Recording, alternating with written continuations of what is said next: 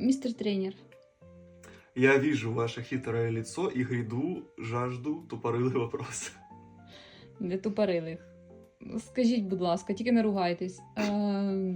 Якщо у мене висить живіт трошки, і я вже більше тижня кожен день качаю прес по 100 разів в день, а живіт висить і не уходить. Що робить? Чого він не уходить?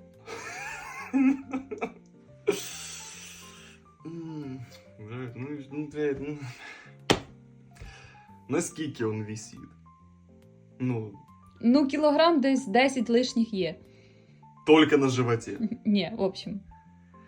Ну, блядь, ну почему есть люди, мрази и бляди, которые рассказывают для того, чтобы накачать, убрать, вернее, жир с живота, нужно качать пресс. Ну, почему? Я уже неоднократно в своих видео говорил, что любое физическое упражнение направлено исключительно на развитие мышцы, которые задействованы в этом упражнении. И никоим образом не соприкасается с тем, что как-то вам поможет убрать жир.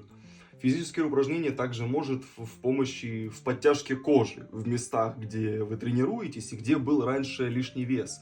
Но если вы сейчас худеете, и у вас, там, не знаю, вы качаете пресс, уже в руках похудели, в ногах похудели, пузико все равно стоит, не колошится никаким образом, так забейте хер. Вам всего лишь нужно-то еще немного похудеть, поскольку у вас животик не совсем веселый, так сказать.